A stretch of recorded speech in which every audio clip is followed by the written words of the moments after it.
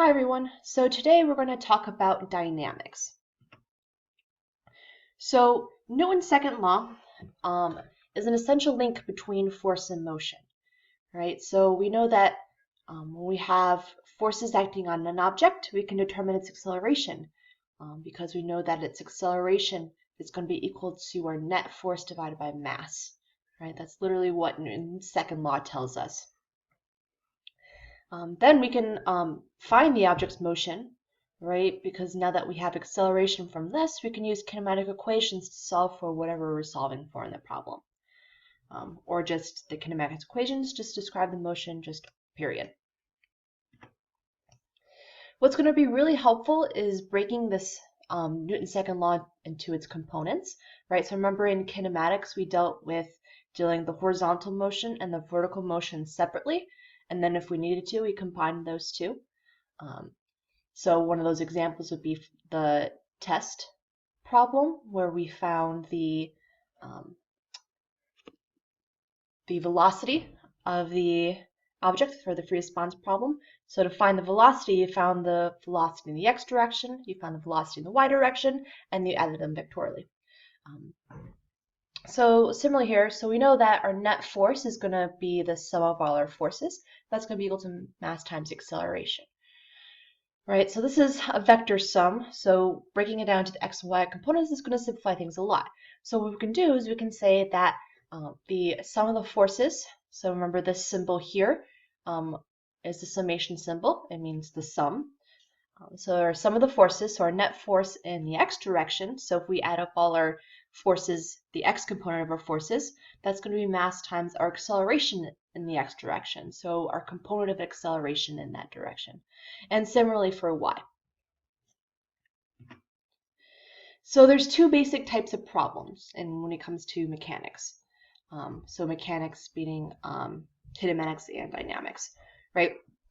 So this first type of problem is we're going to have information about forces so that we can find an object's acceleration and then use the kinematic equations to determine the object's motion. Conversely, we can also have we have information about the object's motion, and from that we can determine acceleration and then solve for an unknown force or unknown forces. So the equations, the component form of Newton's second laws are going to be extremely helpful when it comes to this and between the relation of force and motion. So when we have a dynamic problem, or dealing with dynamics, right? So if our object's accelerating, we have some problem-solving strategies we can go through. So the first of these is draw a diagram, right? Big surprise there. So what you're going to do is roughly sketch the situation, right? So you want to always define a coordinate system, and what's going to be really helpful in these problems, so start practicing this now. It might seem kind of rudimentary to begin with, but once we start dealing with inclined planes, this will be very helpful. So we want to align our coordinate system with the direction of acceleration, right? So just dealing with something sliding across the table, just align, say, the x-axis along the table, and perpendicular to that would be the y-axis. If we're dealing with an inclined plane and we have an object sliding down the inclined plane, we want to tilt our coordinate axis so that maybe our x direction is along the plane and our y direction is perpendicular to the plane. So we'll see examples of this in class. And another part of drawing a diagram in the situation, we're almost always going to be drawing a free body diagram. So make sure, remember a free body diagram, we're going to analyze the forces acting on our object. And so you want to make sure you label these forces and give them some values. So either identify the values in the problem, or if some have a simple calculation, you can just quickly do that calculation.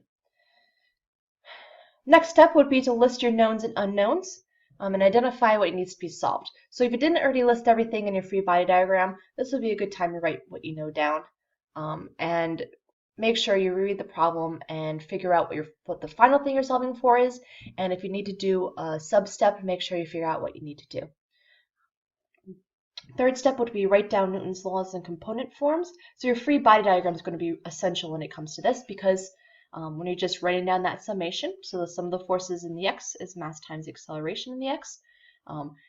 Basically, your free body diagram and perhaps a modified version of your free body diagram, we'll deal with that in class, that's going to be really helpful because you'll just look at your free body diagram and be like, oh, it's very obvious which forces are acting in our x direction and which forces are acting in our y.